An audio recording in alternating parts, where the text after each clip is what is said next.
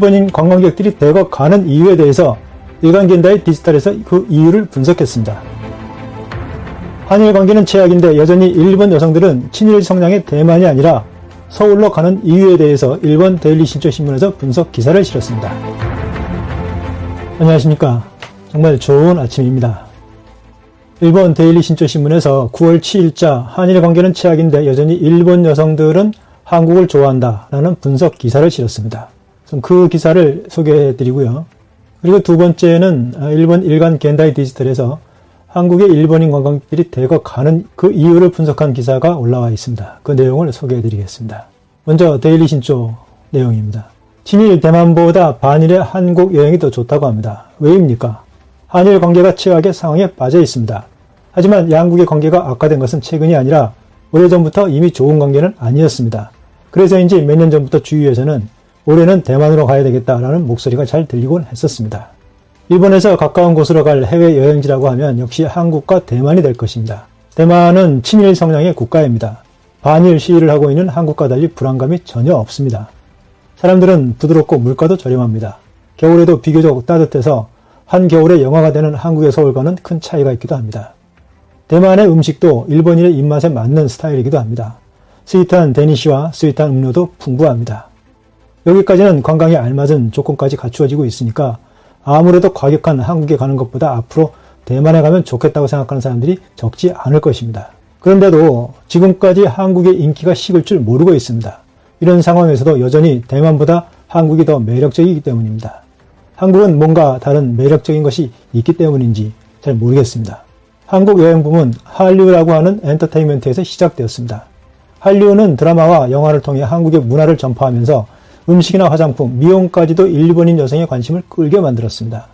그런데 거기에 K-팝까지 가세하면서 인기에 불이 붙으며 지금은 패션과 메이크업까지 주목받고 있는 실정입니다. 이것은 한국의 엔터테인먼트를 육성시켜 해외까지 수출로 연결된 국가 전략의 승리라고 할 수 있습니다.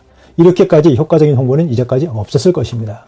드라마 겨울 연가가 일본 방송에서 선풍적인 인기를 끈 지 15년 이상의 세월이 흐르고 있습니다. 한국 엔터테인먼트는 이미 하나의 장르로 일본에 정착했다고 좋다고 할 만큼 뿌리가 깊고 그 인기는 여전합니다. 이에 K-팝 인기가 더해져 지금은 거의 매년 한국의 아이돌 그룹이 도쿄돔에서 공연을 펼치고 있습니다. 여성 아이돌 그룹이 입는 옷은 한국 패션으로 그대로 일본의 젊은 여성들에게도 침투했습니다. 실제로 한국산 의류와 가방 등을 취급하는 서울의 도매 시장에는 일본 바이어뿐만 아니라 일본인 관광객도 많이 방문하고 있습니다. 시장에서 싸게 팔리고 있는 것이 일본의 인터넷 쇼핑몰에서는 3배에서 5배나 되고 백화점에서 판매하게 된다면 그 이상의 금액이 될 것입니다. 한국 시장에 가면 품질 좋은 옷이나 가방, 액세서리 외에도 신발, 모자, 가죽제품 등 패션 아이템을 놀라울 정도로 싸게 구입할 수 있기 때문에 가지 않을 수 없을 것입니다. 그래서인지 많은 일본인들은 겸사해서 관광도 즐기면서 매달 의류 매입을 위해 서울을 방문하고 있다고 합니다. 한일 관계와 연계하지 않고 한국 패션은 변함없는 인기를 자랑하고 있음이 확인되고 있습니다. 패션뿐만이 아니라 한국의 드라마에서 여배우가 사용한 화장품에도 외국인 관광객이 몰려서 품절되기도 합니다. 또한 한국 코스메틱을 흉내내면 여성 아이돌처럼 더 귀엽게 보일 수 있다는 동안 메이크업을 모방하는 일본 여자도 많이 늘었습니다. 스킨케어 제품은 일본의 약사법에서는 문제가 될 것 같은 문구가 즐비하지만 어떤 미용 효과가 있는지를 자세하게 대대적으로 어필하고 있기도 합니다. 드라마에 등장하는 여배우가 투명한 피부를 하고 있으니까 생각보다 설득력이 있어서 관심을 가지게 되는 것은 당연하지 않을까 합니다. 그리고 한국에 미인이 많은 것도 한 몫을 차지하고 있을 것입니다. 그럼 대만은 어떠한가요? 대만은 불행히도 한국과 같은 강력한 컨텐츠를 가지고 있지 않다고 요약할 수 있습니다. 대만 음식과 스윗 음료로는 다른 인기 있는 매력과는 분명히 차이가 있습니다. 왜 대만은 매력이 부족한 것일까요? 예전에 일본의 한류 붐이 도착했을 무렵 대만의 엔터테인먼트는 화류라고 칭했었습니다. 하지만 붐을 넘어 일본에 완전하게 정착한 한류와 달리 일상에서 화류 콘텐츠를 볼 수 있는 사람은 극히 적습니다. 겨울 연가를 계기로 속속 드라마나 영화에 적극적으로 투자해온 한국과 달리 대만 드라마 유성화원이나 꽃보다 남자의 인기는 일본에서 크게 확산될 수 있었는데 결국 PR 부족으로 인기는 가라앉고 말았습니다. 지금 생각하면 대만은 좋은 기회를 놓친 셈입니다.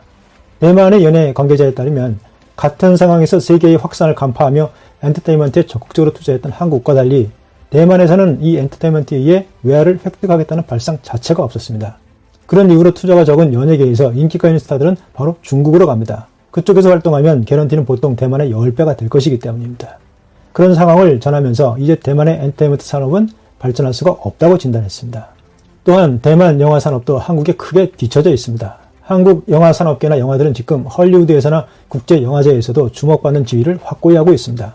그런데 대만 영화 업계라고 하면 제작 중인 영화도 갑자기 투자자가 손을 내려서 제작이 중단되는 경우도 많습니다라고 합니다. 결국 이러니 저러니 해도 중국 자본에 의지하지 않을 수 없고 또한 그들이 원하는 대로 콘텐츠가 구성되며 제작되기 때문에 세계에서 주목받는 수준 높은 작품들이 발표되고 상영되는 한국 영화계와는 다를 수밖에 없습니다. 그들은 이제 한국 영화계를 부러운 시선으로만 쳐다볼 수밖에 없는 형편으로 되어버린 것입니다.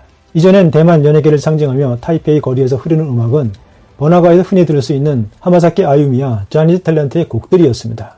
그런데 그것이 언제부터인가 K-팝으로 전환됐습니다. C-팝 대신 지금은 한국의 BTS와 트와이스 곡으로 바뀌어버린 것입니다. 대만은 엔터테인먼트를 해외에 수출하기는커녕 오히려 한국에 종속된 느낌마저 드는 이유인 것입니다. 한편 대만에도 질 좋은 화장품이 있지만 한국 화장품 같은 익숙한 얼굴을 등장시켜서 판매하는 방법은 하지 못하고 있습니다. 말하자면 일본인에게는 낯선 배우가 모델을 하고 있는 낯선 제품에 관광객이 호감을 느끼면서 선뜻 손을 내밀어 구입하기에는 어려운 일 아니겠습니까? 처음 보는 낯선 모델의 제품들 누가 신뢰를 할까요? 한류를 내세우며 친근한 이미지를 함께 섞어 제품의 매력을 잘 발산하는 한국과 달리 메이드 인 타이완 제품도 그런 매력적인 느낌을 갖게 해주었으면 좋겠다는 생각을 갖게 합니다. 좋든 나쁘든 한국 여행에는 중독성이 있습니다.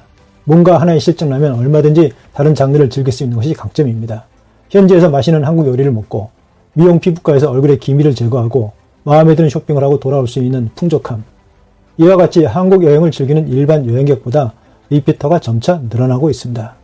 게다가 지금은 몇 년 만에 원화 약세 그리고 엔고가 도래하고 있는 시기입니다. 친일적이지만 대만에 뭔가 어필할 수 있는 강한 콘텐츠가 없는 한 앞으로도 숨겨진 한국 사랑의 여행이 격감하기는커녕 늘어날 수밖에 없을 것입니다.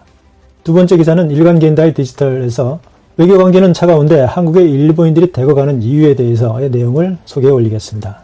차가워진 한일 관계가 계속되고 있지만 리피터를 중심으로 한국을 찾는 일본인이 급증하고 있습니다. 한국관광공사에 따르면 올해 1월부터 6월까지 한국을 찾은 일본인은 정년 동월 대비하여 20에서 35% 증가로 높은 수준이었습니다.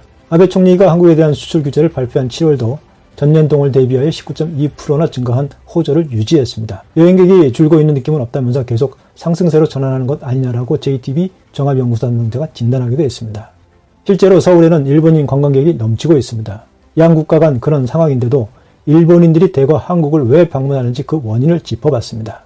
하나는 공전의 원화 하락과 엔화 강세로 보여지는데 2015년에 비해 현재 20% 정도 원화 약세가 진행되고 있습니다. 2015년에는 서울에서 1만 엔을 환전하면 1만원권이 9장이었지만 지금은 11장을 받을 수 있습니다. 또한 현재는 일본과 서울을 잇는 항공편의 요금이 크게 하락하고 있기도 합니다. 지방도시를 오가는 항공편은 편도 1000엔, 유료 활정료와 세금은 별도입니다.